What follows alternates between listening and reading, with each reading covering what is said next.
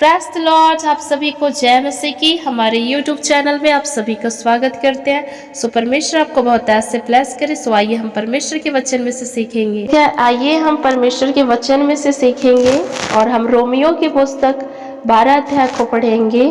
तो यहाँ पर जब हम 12 अध्याय का पहला, दूसरा, तीसरा को पढ़ते हैं तो देखो परमेश्वर के एक वचन जिसको हमको सीखना है, ठीक है, कि अपने शरीर को जीवित बलिदान करना। आज का विषय है अपने शरीर को जीवित बलिदान करके परमेश्वर को चढ़ा देना। ठीक है, ऐसा नहीं कि हम अपने पूरे बॉडी को चढ़ा रहे हैं, नो। ये शरीर को जीवित परमेश्वर को भावता हुआ बलिदान करके कैसे चढ़ाया जा सकता है, इसके विषय में हम देखेंगे। तो जब हम बाइबल की पुस्तक को पढ़ते हैं, रोमियो का 12 अध्याय को, तो यहाँ पर जो है बाइबल के नए नियम में जो आपको मिलेगा एक महत्वपूर्ण अध्याय है, जिसमें प्रेरित पौलुस जो है विश्वासियों को परमेश्वर के उस दया के विषय में बातें बता रहे हैं। परमेश्वर को किस प्रकार एक विश्वासी अपने शरीर को जीवित बलिदान के रूप में अर्पित कर सकते हैं, इन विषय में बताया जा रहा है। तो देखो हम यहाँ पर पढ़ते हैं तो क्या लिखा है। इसलिए हे भाइयों मैं तुमसे परमेश्वर की दया स्मरण दिलाकर विनती करता हूँ कि अपने शरीरों को जीवित और पवित्र और परमेश्वर को भावता हुआ बलिदान करके चढ़ाओ, यही तुम्हारी आत्मिक सेवा है। अर्थात जब एक व्यक्ति अपने शरीर को जीवित और पवित्र और परमेश्वर को भावता हुआ बलिदान करते हैं, है ना, वो उनकी एक आत्मिक सेवा होती है। ठीक है, उनकी एक आत्मिक सेवा है। तो यहाँ पर प्रेरित पौलुस जो है विश्वासियों को लिखता है, विश्वासियों को संबोधित करते हैं कि जो विश्वासी है वो परमेश्वर को अपने शरीर को कैसा जीवित बलिदान के रूप में अर्पित करने को कहा गया है ना। अर्थात हमें अपने शरीर को चढ़ा नहीं देना है, बलिदान नहीं कर देना है, परंतु हमारा शरीर तो सही है, लेकिन शरीर के अंदर जो हमारा मन है, उस मन से बुरी चीजों को निकालनी है, बुरी भावनाओं को निकालनी है, बहुत सारी चीजों को निकालना है जो खुदा को पसंद नहीं है। अगर हम कोई फल फ्रूट खाते हैं, है ना, तो जब हम आम को, मैंगो को जब हम खरीदते हैं और जब हमें मैंगो खाना होता है तो हमें मैंगो के वो जो बीज होते हैं उसको हम नहीं खाते। आम के जो बीज है उसको हम नहीं खाते हैं, परंतु किसको खाते हैं, उनके जो ऊपरी जो है ना, उनके जो परत होते हैं उसको हम खाते हैं, है ना, लेकिन उनके बीज को नहीं खाते हैं। जब हम पपीते खाते हैं तो पपीते के अंदर में जो बीज है उसको हम नहीं खाते हैं, परंतु हम ओनली ऑन पपीते के ऊपरी भागों को खाते हैं। है, बहुत सारे फल फ्रूटों में ऐसे चीज देखने को मिलता है जिसमें बीज होते हैं, तो उस बीज को हम नहीं खाते हैं, परंतु उस फ्रूट को हम खाते, उस फल को हम खाते, लेकिन बीज को हम फेंक देते हैं, है ना। वैसे ही एक व्यक्ति को शरीर को बलिदान नहीं कर देना है, परंतु शरीर के अंदर जो मन में बुरे विचार है उसको हटा देना है, उसको निकाल देना है, और उस शुद्ध मन को, जो पवित्र मन रहेगा, उसको परमेश्वर को क्या करना है, चढ़ाना है, मतलब अर्पित करना है।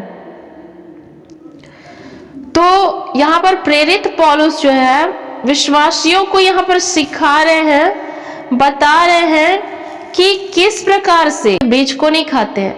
जब हम पपीते खाते हैं तो पपीते के अंदर में जो बीज है उसको हम नहीं खाते हैं, परंतु हम ओनली ऑन पपीते के ऊपरी भागों को खाते हैं।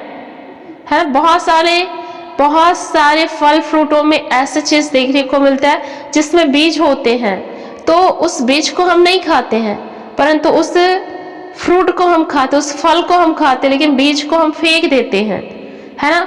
वैसे ही एक व्यक्ति को शरीर को बलिदान नहीं कर देना है, परंतु शरीर के अंदर जो मन में बुरे विचार है उसको हटा देना है, उसको निकाल देना है, और उस शुद्ध मन को, जो पवित्र मन रहेगा, उसको परमेश्वर को क्या करना है, चढ़ाना है, मतलब अर्पित करना है। तो यहाँ पर प्रेरित पौलुस जो है विश्वासियों को यहाँ पर सिखा रहे हैं, बता रहे हैं कि किस प्रकार से अपने शरीर को जीवित बलिदान के रूप में परमेश्वर को अर्पण करना है। इस संसार में हम जब देखते हैं तो संसार के रीति रिवाजों के अनुसार ना चलने, हम इस संसार के रीति रिवाजों के अनुसार से ना चले हम, है ना। और जो प्रेम भावना है, जो प्रेम है, जो सेवा है, जो धीरज है, प्रार्थना है ना, तथा अर्थात अपने दुश्मनों से भी भलाई करने जैसी कार्यों को अपने जीवन में, अपने व्यवहारिक जीवन में क्या करना है, उनको लागू करना है। माता पिता भी बुरे लोगों को पसंद नहीं करते हैं। जब उसके बच्चे बुरे हो जाते हैं, अनेक प्रकार के अनर्थ काम करते हैं, तो माता पिता उस बच्चे को पसंद नहीं करते हैं, परंतु उस बच्चे का विवेक सही हो जाता है, उनका मन सही हो जाता है, वह अपने बुराइयों से हट जाता है, तो माता पिता उस बच्चे को पसंद करते हैं। उसी प्रकार जब तक आपके जीवन में, है ना, दुनिया की चीजें हैं, संसार की चीजें हैं, जब तक आप अंधकार के कार्यों में फंसे हुए हैं, तो उस बुराइयों के कारण आप परमेश्वर को भावता हुआ अपने आप को अर्पण नहीं कर सकते हैं, अपने आप को परमेश्वर को बलिदान नहीं कर सकते हैं, अपने आप को परमेश्वर को जीवित बलिदान के रूप में नहीं चढ़ा सकते, अर्पित नहीं कर सकते। इसके लिए आपको क्या करना पड़ेगा, आपके अंदर से उस बुराइयों को, उन चीजों को जो कि इस संसार के हैं, है ना, चोरी, हत्या, डकैती, व्यभिचार करना, तमाम बातों को, झूठ, निंदा, ये सारी बातों को निकालना होगा। तब जा करके जब एक बच्चा सुधर जाता है तो उसके माता पिता उनसे प्रेम करते हैं। वैसे ही जब हमारे अंदर से ये चीजें, जो दुनिया के रीति रिवाज के अनुसार से जो हम चलते हैं, अनेक प्रकार के, है ना, पापों के अनुसार हम चलते हैं, वो चीजें जब हमारे अंदर से निकल जाएंगी और जब हम इस प्रकार से हो जाएंगे कि हमारा मन प्रेम से भरा रहेगा, खुदा की सेवा करने के लिए धीरज के साथ, प्रार्थना के साथ, अपने दुश्मनों के लिए, जो हमें दुश्मन समझते हैं, उनके लिए भलाई जैसे कार्यों को हम करेंगे, अपने जीवन में व्यवहारिक रूप से हम इन चीजों को लागू करेंगे, है ना, तब जा करके जिसमें बुराई न रहे बल्कि भलाई ही भलाई रहे, जिसमें भलाई जो है बुराई को जीत ले, है ना, तब परमेश्वर हमें, हमारा शरीर को एक भावता हुआ, एक पवित्र, एक बलिदान के रूप में परमेश्वर ग्रहण करेगा, और ये हमारी आत्मिक सेवा होगी। ठीक है, सेवा अनेक प्रकार से होते हैं, कोई आराधना कर रहे हैं, कोई प्रार्थना कर रहे हैं, कोई प्रचार कर रहे हैं, लेकिन हमारी एक और आत्मिक सेवा है कि हम अपने जीवन को, अपने शरीर को जीवित परमेश्वर के सामने जीवित रूप से बलिदान करे, अर्पण करे, अर्थात अपने जीवन को परमेश्वर को दे दे।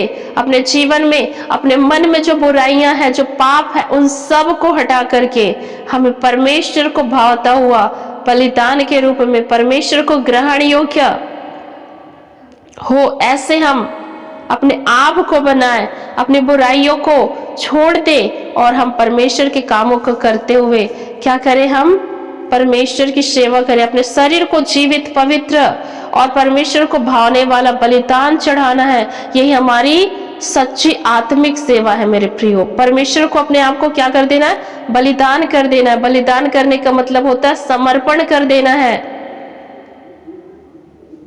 ना, समर्पण कर देना अपने आप को। दूसरी चीज हम देखते हैं, और इस संसार के सदृश न बनो, परंतु तुम्हारी बुद्धि के नए हो जाने से तुम्हारा चाल चलन भी बदलता जाए, जिससे तुम परमेश्वर की भली और भावती और सिद्ध इच्छा अनुभव से मालूम करते रहो। अब दूसरी बात हमें सीखना है कि मन को कैसे नया करना है। हमारा मन कैसे नया होगा? क्योंकि परमेश्वर ने हमको कह दिया कि तुम संसार के सदृश न बनो। जब हम संसार में थे, जब हम परमेश्वर को नहीं जानते थे, हम झूठ बोलते थे, हम चोरी करते थे, हम निंदा करते थे, हम गुस्सा करते थे, हम मनुष्यों के बीच में एक दूसरे की बुराई करते थे, अनेक प्रकार के कामों को करते थे, है ना। अब हमें वैसा नहीं होना है। अब हमें उस संसार के सदृश नहीं बनना है। जो देखो पुरानी बातें बीत चुकी है और देखो सब कुछ नया हो चुका है। अब हम परमेश्वर की नई सृष्टि हैं, सब कुछ नया हो गया है। जब एक छोटा बच्चा होता है तो वो पुराने कपड़े को, छोटा बच्चा पुराने कपड़े को पहना है, लेकिन जब वो बड़ा हो जाता है तो छोटे बच्चे का पुराने कपड़े को नहीं पहनता। वो बड़े होने के साथ साथ उनका वस्त्र बदल जाता है, उनके कपड़े बदल जाते हैं। वो वही छोटा बच्चा वाला कपड़ा वो नहीं पहनेगा, ठीक है, क्योंकि वो पुराना कपड़ा नहीं पहन सकता, क्योंकि अभी वो बड़ा हो चुका है। अब उसे नए कपड़े की आवश्यकता है, दूसरे कपड़े की आवश्यकता है। वो बाल्यावस्था के कपड़े को नहीं पहन सकता, युवावस्था में, किशोर अवस्था, युवावस्था में,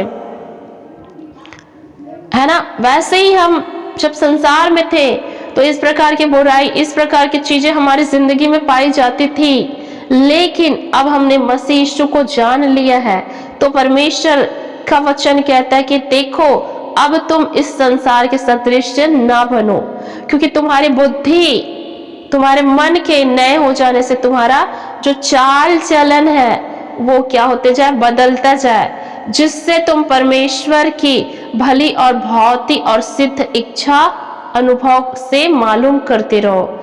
हमें परमेश्वर की भली और भावती और सिद्ध इच्छा अनुभव करते करते मालूम होगा,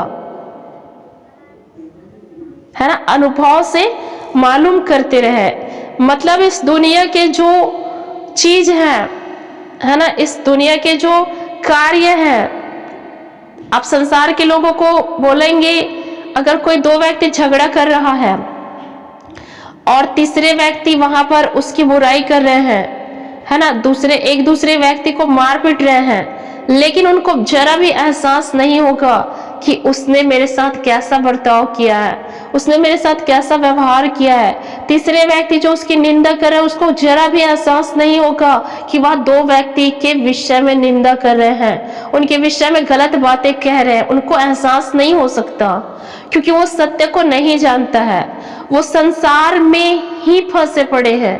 और हम क्या है, अब संसार के सदृश हमको नहीं बनना है, परंतु उस संसार के उन बातों से हमें निकल जाना है। अब हमको एहसास होना चाहिए, अगर हम किसी जगह कहीं पर भी किसी की निंदा कर रहे हैं तो हमें एहसास होना चाहिए कि मैं इस स्थान पर गलत हूँ, क्योंकि मैं किसी की अनुपस्थिति में उसके विषय में बुराई नहीं कर सकता, क्योंकि ये तो संसार के दृश्य के समान हो सकता है। और इसी कारण से एक व्यक्ति क्या कर सकता है, अपने आप को, अपने विवेक को सही कर सकता है। पवित्र आत्मा उनको गाइड करेगा, परमेश्वर की आत्मा उनको सिखाएगा।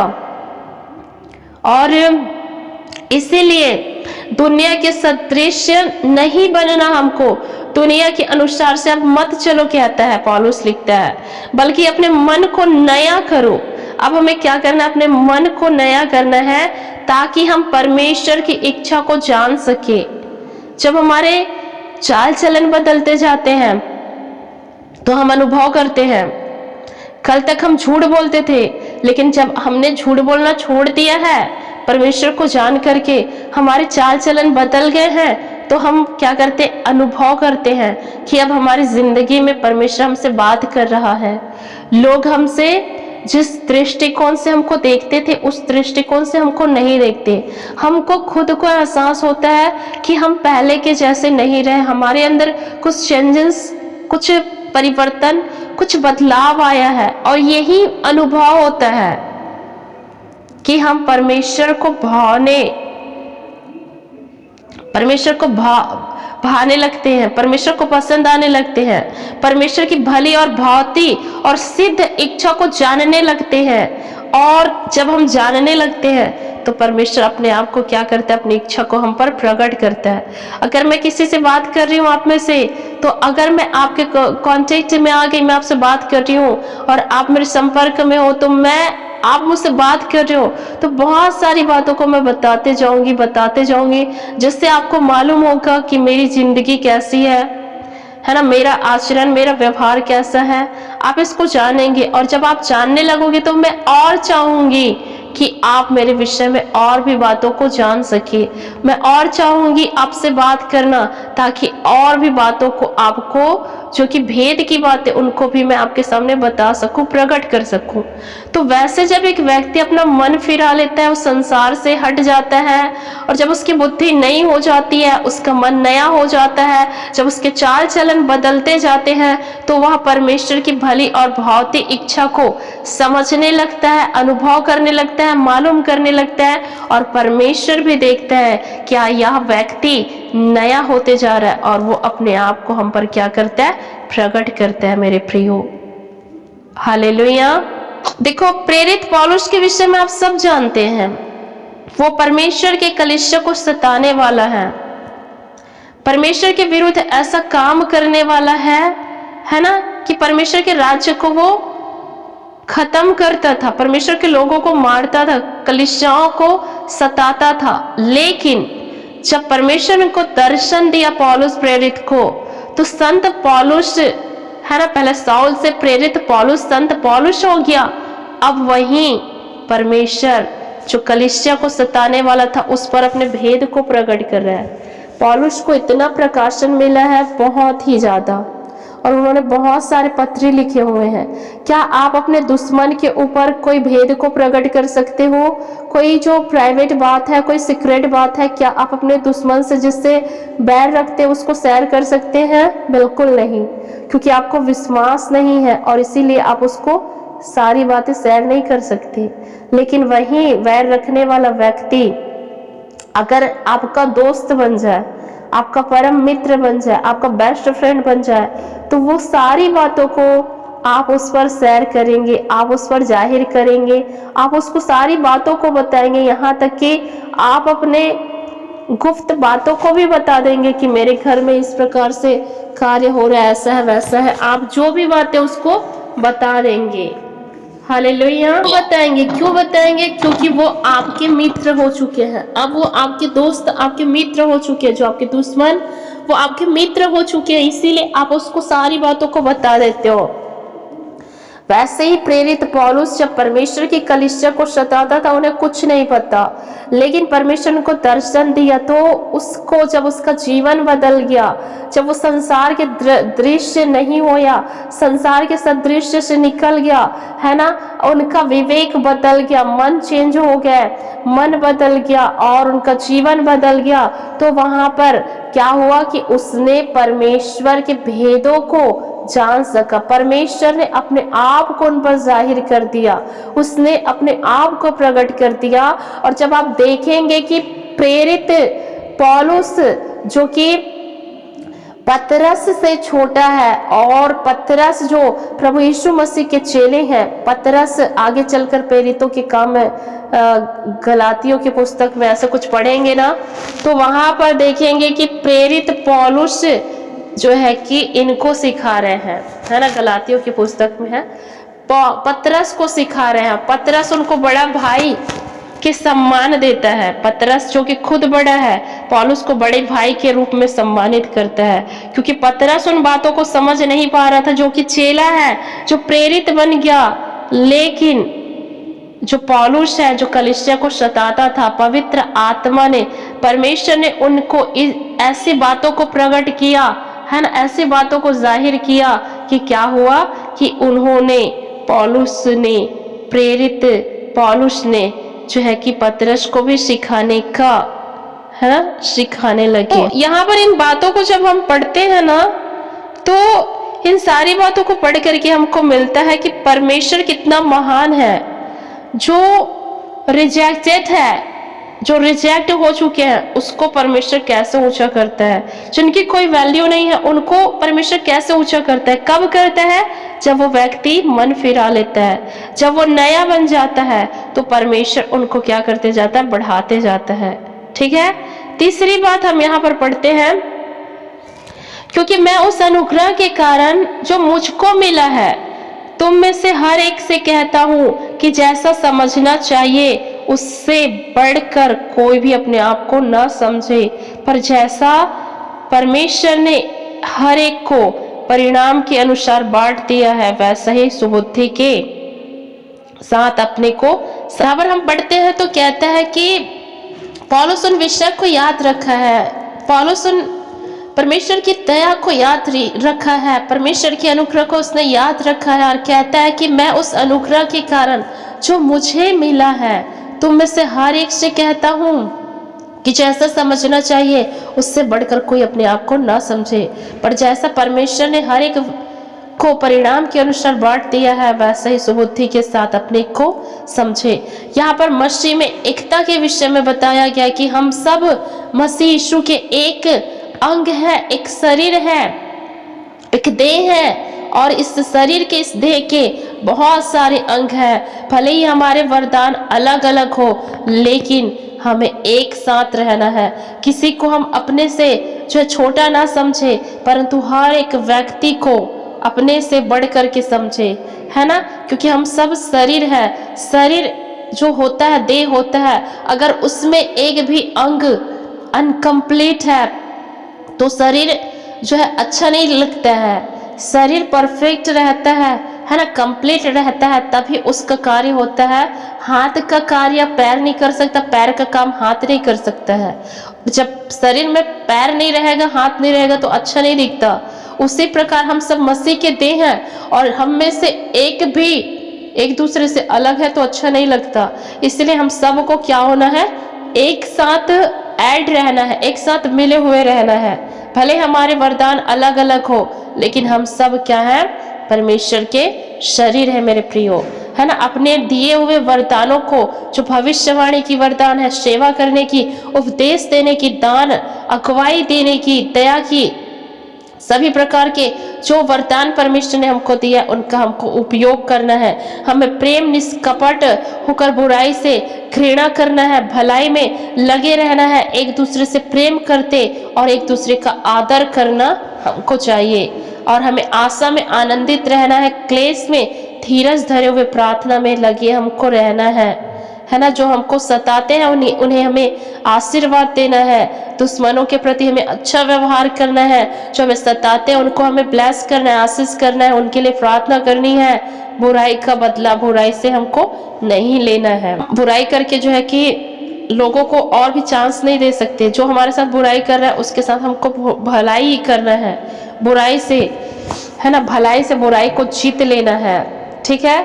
तो हम यहाँ पर देखते हैं कि परमेश्वर के जो लोग होते हैं, जो विश्वासियों का जीवन जीने के लिए एक मार्गदर्शन को यहाँ पर पौलुस बताता है, कि जो व्यक्तिगत भक्ति से शुरू होता है, जो दूसरों तक एक साथ व्यवहारिक रिश्तों को भी दर्शाता है मेरे प्रियो।